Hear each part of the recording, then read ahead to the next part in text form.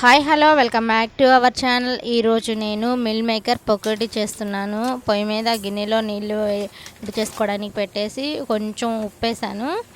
Meal maker అందులో వేసి ఒక పావు గంట దాకా పక్కన పెట్టేసుకున్నాను.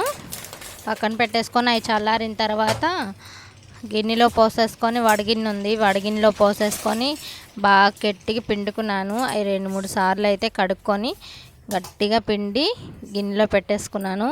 ఈలోగా 1 స్పూన్ సాల్టు, అల్లం వెల్లుల్లి పేస్టు, 1 స్పూన్ కారం, శనగపిండి 4 స్పూన్లు. నేను తీసుకున్న దాన్ని బట్టి నేను పిండి తీసుకుంటున్నాను. కార్న్ఫ్లవర్ 3 స్పూన్లు.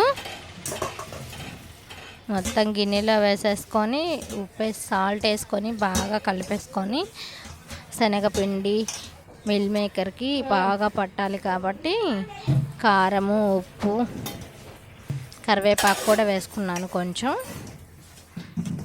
బాగా కలుపుకొని అవి అయితే ఒక అరగంట సేపు పక్కన పెట్టేసుకున్నాను.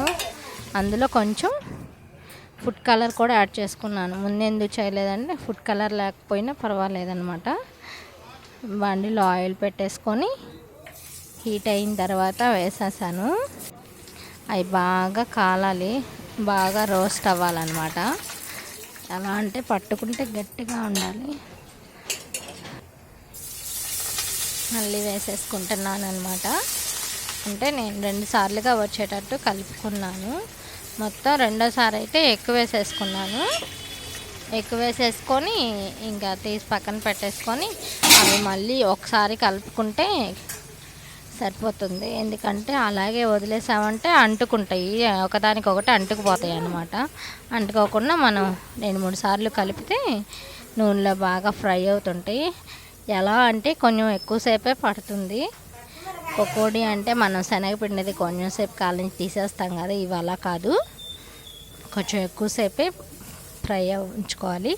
పట్టుకుంటే గట్టిగా ఉండాలన్నమాట.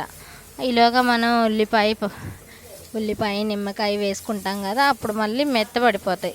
వేడి మీద తింటేనే చాలా క్రిస్పీగా చాలా బాగుంటాయి అన్నమాట.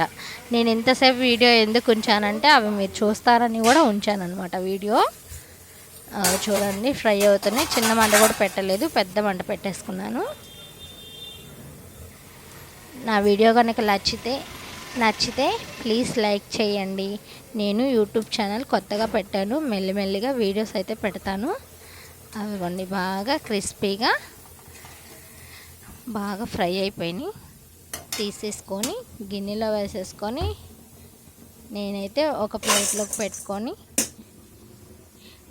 నిమ్మకాయ, ఉల్లిపాయ గార్నిష్ చేసుకున్నాను. Please like my channel.